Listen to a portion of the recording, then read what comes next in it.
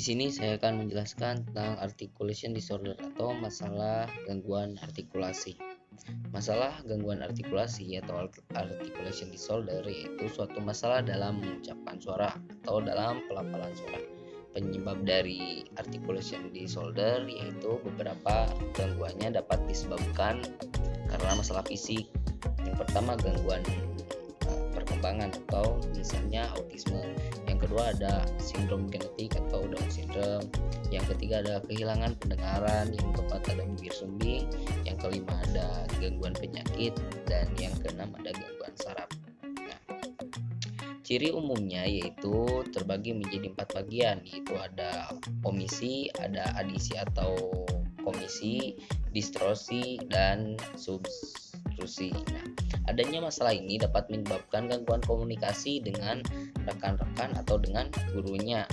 Masalah artikulasi dapat membuat komunikasi dengan rekan-rekannya menjadi sulit atau dengan gurunya menjadi sulit. Akibatnya, anak mungkin akan menghindari mengajukan pertanyaan, beradaptasi dalam diskusi, atau berkomunikasi teman sebayanya. Adapun terapi bicara biasanya dapat mengurangi atau menyelesaikan masalah artikulasi meskipun mungkin membutuhkan waktu berbulan-bulan atau mungkin bertahun-tahun. Assalamualaikum warahmatullahi wabarakatuh. Saya Risa Puspa Ahmania. Saya dari Prodi PGSD kelas D. Saya di sini akan menjelaskan tentang materi gangguan suara. Gangguan suara atau ucapan yang parau, kasar, terlalu keras, juga nada tinggi atau nada terlalu rendah mencerminkan gangguan suara. Gangguan suara ini sering digambarkan secara perubahan suara yang normal menjadi suara yang kasar atau suara yang nadanya lebih rendah dari biasanya. Gangguan suara ini juga bisa mengalami serak atau secara sementara atau sebentar. Akan tetapi ada juga yang menetap bahkan terus memberat. Biasanya anak-anak dengan cerah langit-langit sering mengalami gangguan suara yang membuat suaranya sulit dimengerti. Jika seorang anak berbicara dengan cara yang secara konsisten sulit untuk dipahami, rujuklah anak tersebut ke ahli terapi wicara atau terapi bicara. Karena penyebab suara ini dapat bermacam-macam. Pada prinsipnya bisa didapat dari laring sendiri atau penyakit dari sekitar laring. Bisa berupa radang, tumor, kelumpuhan, otot-otot laring, dan kelainan seperti trauma pada laring. Sekian dari saya. Wassalamualaikum warahmatullahi wabarakatuh. Terima kasih. Assalamualaikum warahmatullahi wabarakatuh.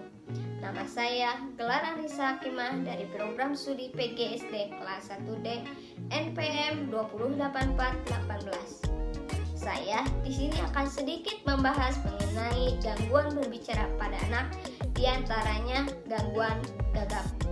Nah, gagap ini adalah gangguan berbicara yang ditandai dengan permasalahan pada kelancaran atau alur berbicara pengidapnya.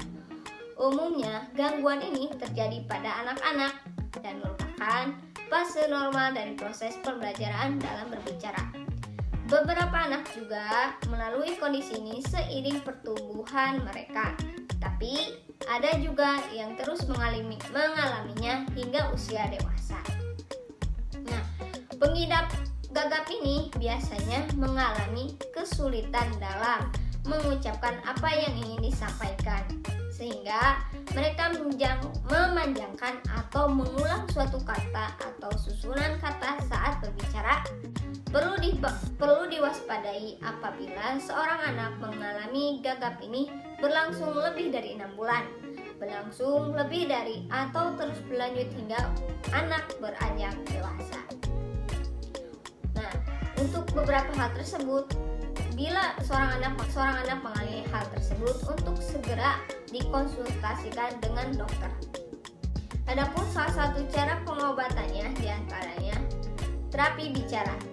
Sebab terapi bicara mengajarkan pasien untuk mengendalikan dan memperhatikan tempo atau cara berbicara mereka. Dengan terapi ini, pengidap diharapkan dapat mengendalikan kapan mereka mulai gugup saat berbicara.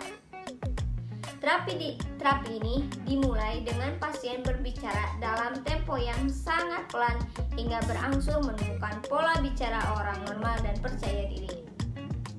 Nah, ada beberapa pencegahan gagap. Namun salah satunya adalah berusaha tenang saat setiap kali akan berbicara, memiliki rasa kepercayaan diri yang tinggi sehingga tidak perlu merasa takut atau gugup saat memulai pembicaraan. Itulah beberapa pembahasan mengenai gangguan berbicara, diantaranya gagap, yang bisa saya sampaikan.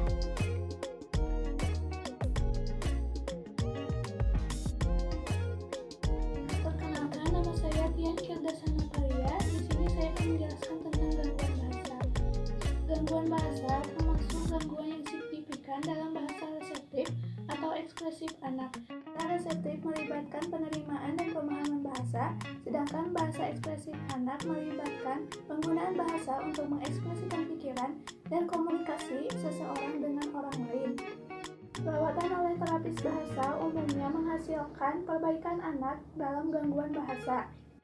Gangguan bahasa dapat mengakibatkan masalah dalam belajar yang signifikan, tetapi masalahnya jarang diberantas. Gangguan bahasa meliputi kesulitan dalam menyusun pertanyaan untuk mendapatkan informasi yang diinginkan, mengikuti arahan lisan, terutama mengikuti percakapan yang cepat dan kompleks. Perkenalkan, nama saya Muhammad Ihsan dari kelompok 3. Saya di sini akan menjelaskan tentang Specific Language Impairment atau lebih dikenal dengan gangguan bahasa khusus SLI. Gangguan bahasa khusus disebut juga sebagai gangguan perkembangan bahasa. Gangguan ini didiagnosis ketika bahasa anak tidak berkembang secara normal dan kesulitan dalam berkomunikasi. Anak-anak dengan SLI ini memiliki masalah dalam memahami dan menggunakan kata-kata dalam kalimat. Contohnya, dia hidup di sana. Mereka tidak mengatakan apakah dia tinggal di sana. Contoh kecilnya seperti itu. Identifikasi dini SLI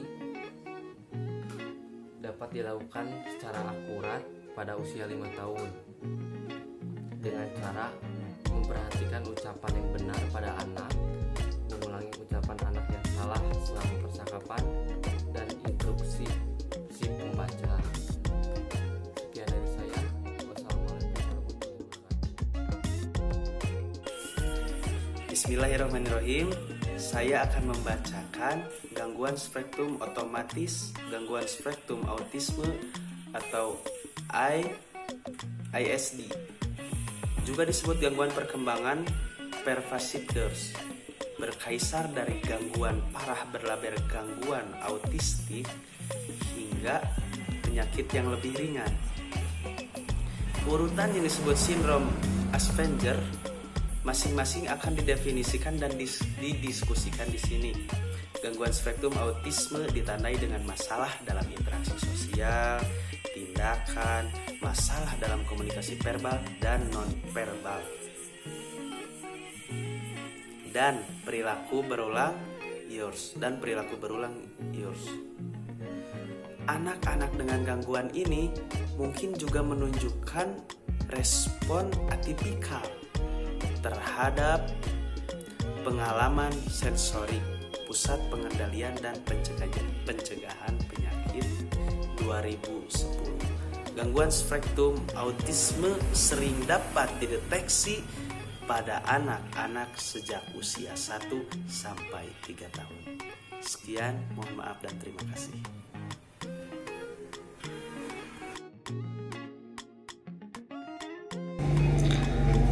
Assalamualaikum warahmatullahi wabarakatuh. Hello, let me introduce myself. My name is Maulana Yusuf. Here I will explain about autistic disorder. Autistic disorder is a severe developmental autism spectrum disorder that has its onset in the first year of life and includes deficiencies in relationship, abnormalities in communication, restricted, repetitive, stereotyped patterns of behavior. Thank you. Bismillahirrahmanirrahim. Assalamualaikum warahmatullahi wabarakatuh. Nama saya Nisbani Sya'baniyah dari program studi PGSD kelas D.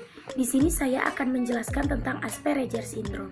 Asperger syndrome adalah gangguan spektrum autisme yang relatif ringan, di mana anak memiliki kemampuan bahasa verbal yang relatif baik dan bahasa nonverbal yang relatif ringan.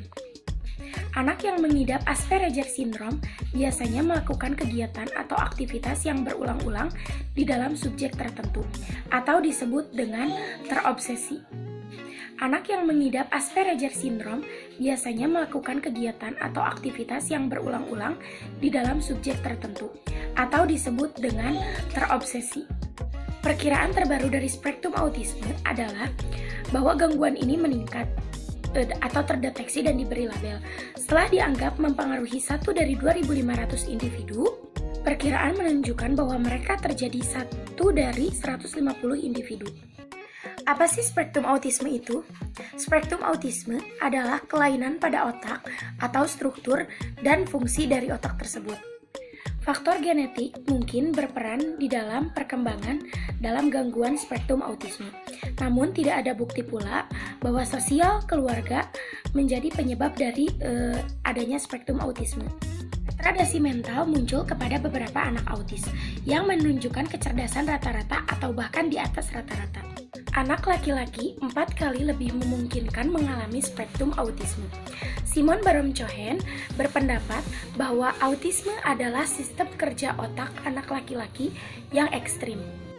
Anak-anak autisme mendapatkan manfaat dari ruang kelas yang terstruktur dengan baik.